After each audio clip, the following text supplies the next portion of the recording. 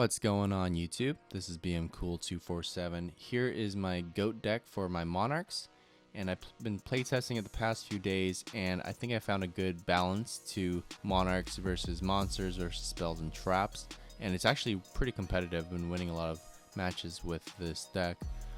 So essentially it's of course built around the Monarchs, who have their own built-in effects. Let me go ahead and go quickly here into the card by card. I run 2 of each of Monarch besides the Thunder one, and I'll explain why in a bit. Because you don't want to have 3. You kind of want that diversity in your effect usage. Like if they have back row, you want to be able to have a Monarch, the Frost Monarch in hand. But if they have a set monster, you want to be able to have maybe the Rock Monarch in hand, so you can have that flexibility, which is why you have 2 of each. And they're all at beefy 2400 attack also. I only run 1 Thunder Monarch because his effect is forced, if you don't know, because you have to destroy a monster in the field, and if it's not your opponent's monsters, then it'll have to be your own or himself. 1 Jinzo because he just fits into the theme, and he also has 2400, which is pretty good. I run Thunder Dragons because they are a tribute also in case you don't draw a Monarch, so they can be used for some of these spells here. But they're also just good for thinning through your deck and discarding the cards for cards like Graceful, for cards like your opponent's Delinquent Duo, things like that. So it's just nice to have some tribute fodder, and they can be used diversely with Metamorphosis. Big Shield Gardna because it's the classic tribute. Set a big boy monster, they attack into it, and then you can tribute this guy later in case you need it. And he's good against knock, of course. He's like the only card in this deck that you'd set. Sangan because he's good at recovering monsters after you tribute him off, or monsters from your deck. You either go for a Big Shield Gardna or you go for a Kuriboh or a Sinister Serpent, but Kuriboh I'll get to in a bit here. Breaker is just because he's just a one-man army. Same with Tribe, because you have so many monsters to discard or so many cards to discard in this deck. Azure Priest, because Scapegoats are probably the best card against this deck, so I run 1 Azure Priest, and then she disappears, so they can't really like take her from you and use her against you or anything like that either, which I kind of like. And then you can kind of brain control their monster and tribute it off. But anyways, this is good against goats. Sinister Serpent, mainly because you can turn it into a tear with Metamorphosis. You can set it. You don't have too many normal summons in this, or you don't have any level 4 or lower monsters in here, so I threw in Sinister. It could be a good discard also.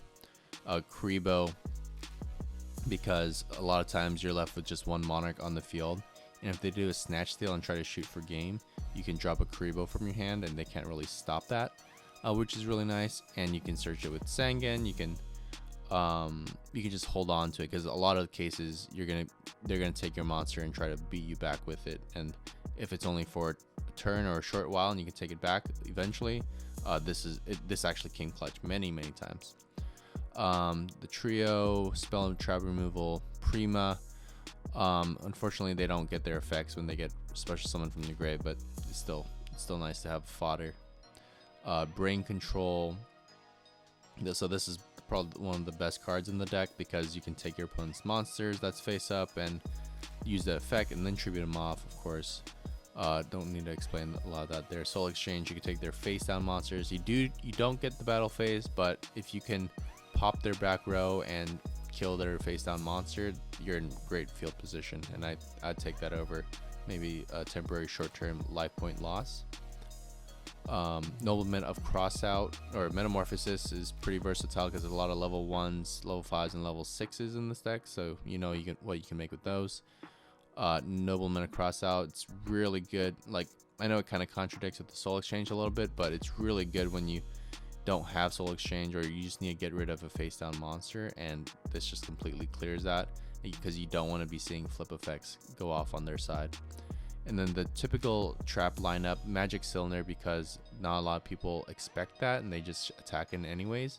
And if they're going to take control of your monster, they really need to get rid of this, or then they're going to take the 2400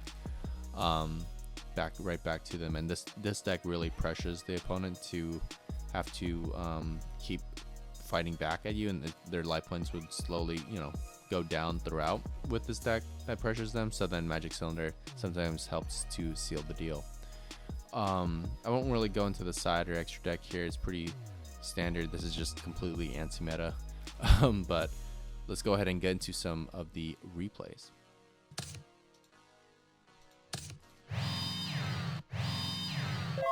Alright, he's setting 2 and pass.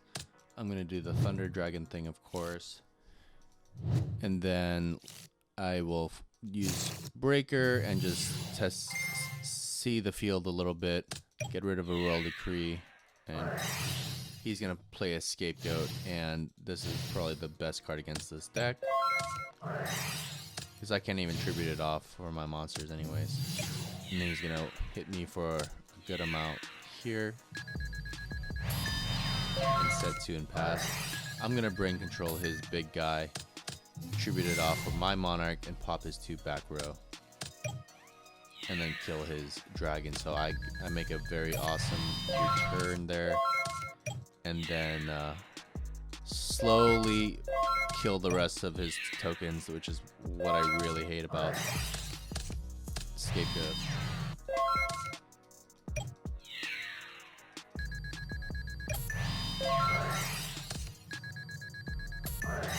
He's gonna Prima back that guy and kill my guy, but that's really all he can do. And now I'm going to essentially finish it off with a quick snatch steal. So I win the first game. We're gonna go into game number 2.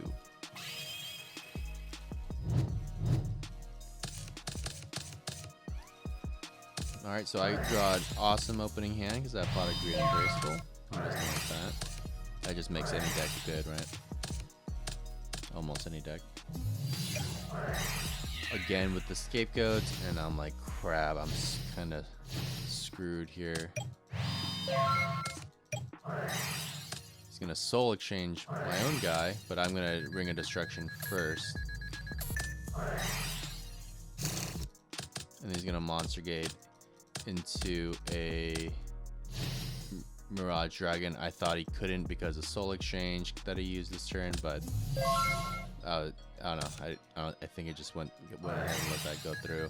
I tried using Brain Control on his guy, but I forgot I can't use spells on it, so I'm just like, crap, I'm just not in a good position.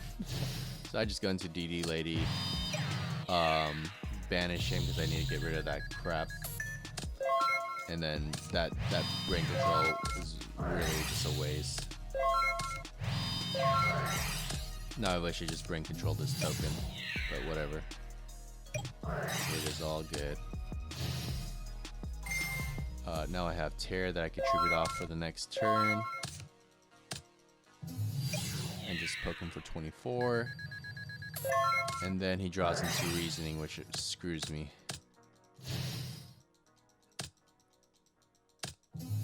Actually, no, it doesn't. He brings out Jinza and then Suicides. Now it's just whoever can draw the next level 4 lower monster. He draws into another Reasoning. I guess 8 again. I should just keep guessing 7s because he runs a shit ton of that card. And I think it's gonna be yeah, I draw into Breaker, set him. He's gonna get the negate spell, everything, and I'm screwed. So next is the last best of 3 here.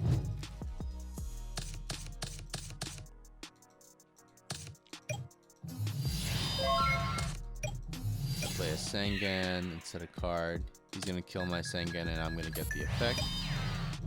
I'm gonna get Big Shield Guard Nest since I already have a Grebo. I'm gonna MST one of those. I got a Scapegoat, which I was just so happy for. And then I can go ahead and do a play. I just said a Big Shield Guard Nest, looks like, and he's gonna hit my ring. I call 7 this time, and I hit it. So that's what happens when you play against someone with the same deck over and over. You start to learn. So he's going to take 2, and I'm going to take 27. I draw into Breaker, so of course I'm going to play that to pop his guy. And then I'm going to set a Compulse, which is dead with Jinzo on the field. And I'm going to take 14 plus whatever. Or actually, no, I don't take that because I use a Kribo. Not sure why, because it's only 14, but whatever. I'm going to do Brain Control into Thunder Dragon. I think I forgot that guy was at 14. Looks like I forgot, but I'm going to attack him for 16. He draws a Royal Decree. I play Thessalos, whatever, and then I'm going to attack. I'm not worried about any of his cards because he just has a bunch of Royal Decrees. Alright, and then I'm just going to Monster Reincarnate a Breaker just to get rid of that back row. Just to be safe, and we'll go ahead and poke him 2 more times here, and it's pretty much it unless he draws something good, which he doesn't. And that's the end of that set. He is running a Chaos deck variant that has some that Phoenix card in it. He delinquents me. I still at least got to keep one of my combo pieces here, my 2 cards. He's starting off strong there. I MST his book. I'm waiting for him to play a card, so I'm just going to pass. He's going to use DD Warrior Lady, and he's going to banish my guy. Unfortunately, I kind of needed that guy. Or at least his guy on the field, so then I can tribute it off. He does finally play a Sinister Serpent, unfortunately. And I'm going to Soul Exchange it, and then pop his back too, but he's going to enemy controller him to defense. He's going to then Snatch Steal my guy. Poke me for 24. I have 4 tribute monsters, which isn't the best thing in the world. I drew a 5th one. I have 11 in this deck, and I've gone into 1, 2, 3, 8 of them already. Well, Thunder Dragon, of course, is -2, but still, I have 8 of the 11. So that's not the best. I need a Brain Control or Soul Exchange, Snatch Steal, any of those. But it's not happening for me. At least I drew a trap card. So it's just a sad. I drew Pot of Greed and still no Brain Control. So I just do what I can here. Set a Sinister. And that is game. He decides to attack with Sangan first. And then I get mauled by these 2 beasts here. Water beasts. And if you look at my next card here, I would have drawn the Brain Control finally, but I couldn't even play it with the 800 life points I had left, so we're going into game 2. Game 2, I'm going to bravely put my Sinister in attack mode because I have Torrential behind, got wrecked, and then he's going to barely shoot over with his Apprentice Magician. I get my Sinister back. I will Brain Control his guy because I don't want to destroy by battle. Tribute him off for this guy, and I want to pop his back row, which is a bluff. Set Sinister. I want to pop Sinister, but he's going to ring my guy, so we're off to a clean slate. I didn't know he ran Morphing Jar, which he sets. Sets another bluff. I will use Thunder Dragon to get 2 more Thunder Dragons, and then I was going to just... It's not playing... Okay, just set and pass, because I did not want to attack into something like an Apprentice Magician, but it was a Morphing Jar, and I lose 5, or I'm net 0, he is +4. And he has swords. And he has some color in his hand, some variety there. I delinquent. And I hit his DD Warrior Lady. And I will also be hitting... Oh, he will get rid of his Moth, which is good because I had Nobleman. I Soul Exchange Breaker away so I can pop his 2 back row there. He uses Scapegoat in response. which actually in the long run helps me out because he can't play monsters to attack me with. So we're at the stalemate for a while I recover some of my Sinister Serpents here. He knocks it. I was going to use that as a tribute, but oh well. I set another card.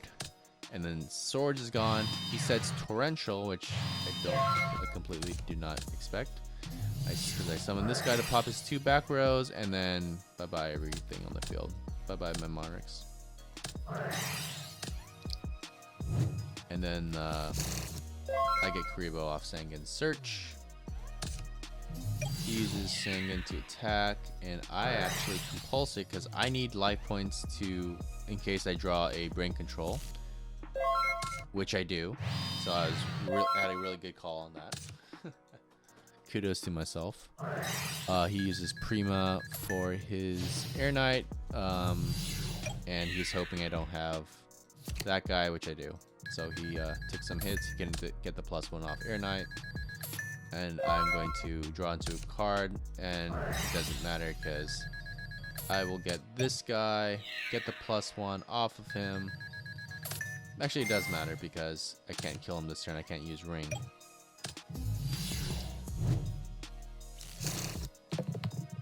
And I go for the...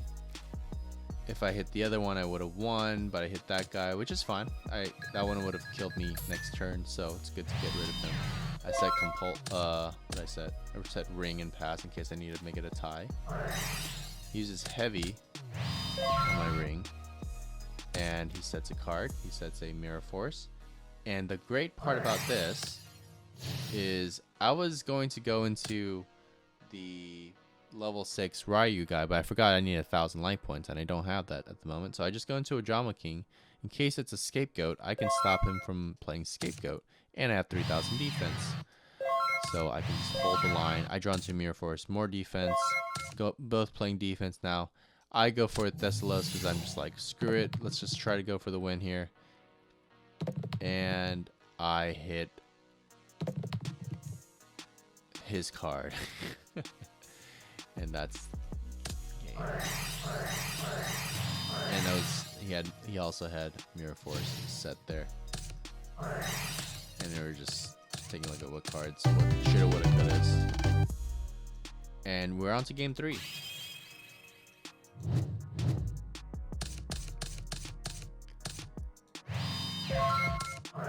Alright, I use Pot of Greed, I use Sangen. I don't attack because I don't want to get his effects to go off for his Princess Magician, but it wasn't. It was a Sinister Serpent, and I took the hit for it, and he gets the +1 off that, which goes into a Graceful. Alright, I use Prima to get Sangen's effect again because I will tribute it off for the Rock Johnson. Get a Kuriboh to my hand. Brain Control, Air Knight Parshath. I want his effect, the +1. And then I will Metamorphosis that bastard away for my own Bolter to negate his spells, his normal spells. And I did the +1 late there for the Air Knight Parshath.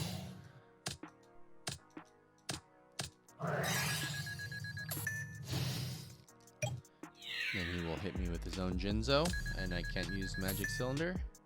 I use Kuriboh on it just because I already had a Kuriboh, so might as well save myself 2,400 life points. I'll use Brain Control on Tribe, so I use it on Tribe instead of Jinzo because if I tribute Jinzo for my Monarch, or Mobius, then it's kind of pointless, or it's kind of risking this trap card to go off if I were to attack with Mobius. So I went for Tribe's effect first while this negates traps, and then I tribute Tribe for Mobius. But it was a Scapegoat, so all that didn't even matter. And he accidentally flipped the coin.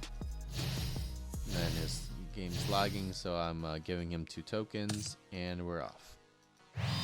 Sets Ring, passes. I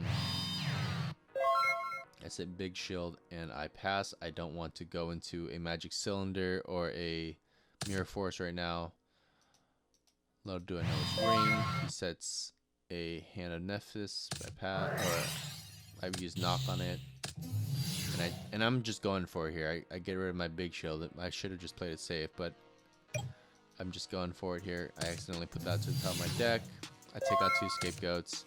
I'm hoping that he has a trap set back there, which he does. And then he sets bluff, but he has a reflect bounder, which kind of is good, but I had brain control luckily, so I brain control. So yeah, if I didn't use Kribo earlier, I wouldn't have enough life points, I think. Something like that. But anyways, I use brain control and can't use traps, so it's pretty much game over here.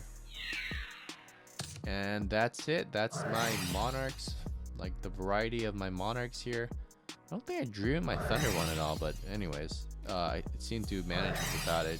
The water, the fire, and the earth Monarchs, and it's pretty fun to play. You can definitely get card advantage, of course, over your opponents with cards like Mobius. And yeah, it's just a good time. It's good old Yu-Gi-Oh! Thanks for watching.